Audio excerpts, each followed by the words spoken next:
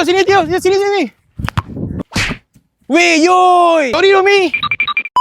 Tio, air kau. Nak makan apa? Jom kita order sekali. Tak nak aku makan. Sekejap lagi nak main bola bengah. Alah kau bajet je tak nak makan, takut mengah lah apalah. Yelah, sekejap lagi kita tengok siapa yang bengah. Ni mana budak lagi seorang ni? Kata tadi dah nak sampai. Kuat sidai ada ni. Weh, sorry weh, lambat weh. Muncul pun kau. Aku ada hal sikit nak tadi, Yoi. Itu apa benda yang kau bawa tu? Ni, alah Yoi, kau macam tak tahu aku ni fanatik besar FIFA World Cup. Apa benda semua yang ada FIFA World Cup aku mesti beli ni. Ni, aku ni suara dalam ni pun FIFA World Cup kau tengok. Tak payah. Ni ayah aku tadi kau order. Kau ni kat tepi lah. Dah petang ni nak main bola. Dah lambat. Sibuk dengan FIFA World Cup kau ni. Ikat tepi lah. Weh Mi, apa jadahnya kau bawa benda ni? Sampai ke Padang kau bawa? Ini limited edition lah Yoi. 1000 unit je tau ada dalam Malaysia. Kan aku letak motor kata hilang end player kurang. Tapi memang lawa World Cup ni. Bola jom. Jom.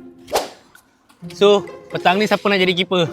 Aku tak nak jadi keeper, asyik aku keeper. Kau Yoi keeper. Takkan aku lagi. Kita lihat. Latali tamplom.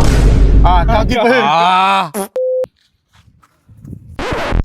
Aduh, sebelah aku hebat bola ni kan. Drop player kau baik kau letak benda lah tu kat tepi sekarang. Oh, tak ada nak rembat kat sini dia. Benda ni 1299 tau. Ni sampai FIFA ni habis dah tak ada lagi dah lepas ni benda ni. Kalau rosak, aku memang suruh kau pergi beli balik dekat dealer-dealer mohon. Kau berani kau sepak sini?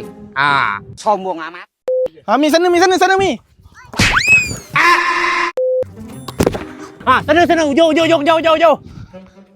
Tio, sini. Pengka. Weh, Yoi. Weh, sorry Romi. Run. Padan muka kau Yoi. Nasib baik tak rosak 360 kamera aku dengan anak player ni. Jom balik. Ya, macam mana? Biarkan je lah dekat situ.